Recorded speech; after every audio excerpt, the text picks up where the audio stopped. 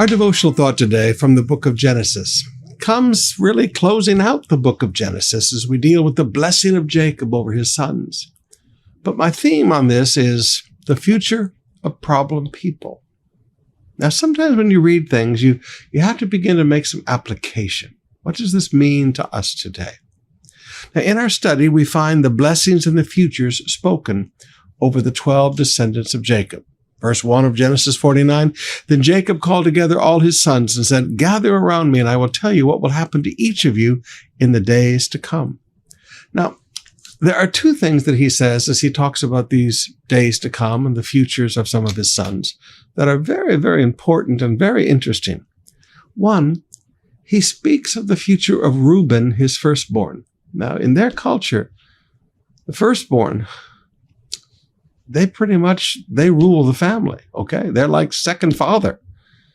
And he says in verses 3 and 4, Reuben, you are my firstborn, my strength, the child of my vigorous youth.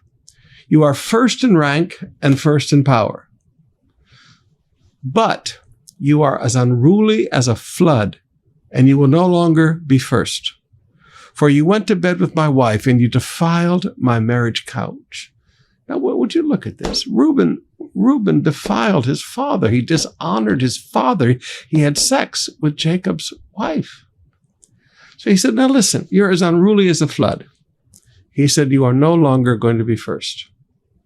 Now, brothers and sisters, one of the things you have to recognize is that unruly people never continue in leadership.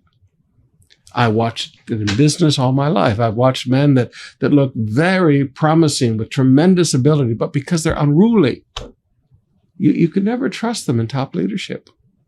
I've watched young pastors come along, and you know what?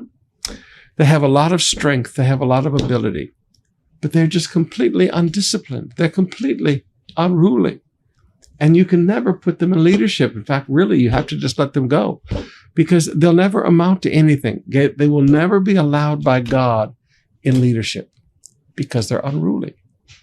An unruly spirit denies future leadership. Now, let me say that again. An unruly spirit destroys the ability of promotion and future leadership. But then he begins to talk about Simeon and Levi, verses 5 to 7. Simeon and Levi are two of a kind. They're weapons of instruments of violence. May I never join in their meetings. May I never be party to their plans. For their anger, they murdered men and they crippled oxen just for sport. A curse on their anger, for it is fierce. A curse on their wrath, for it is cruel. I will scatter them among the descendants of Jacob. I will disperse them throughout all Israel. Now remember with me, Simeon and Levi were the two brothers who went and killed that entire village of people where the son had raped their sister. And then just for sport, they hamstrung oxen.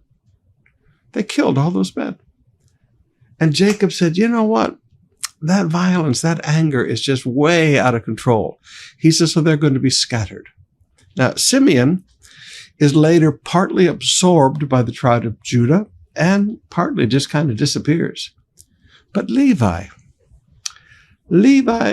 was scattered through the 12 tribes, but they were scattered as the priesthood. Wow. They were scattered as the priesthood. Now there's the mercy of God for me.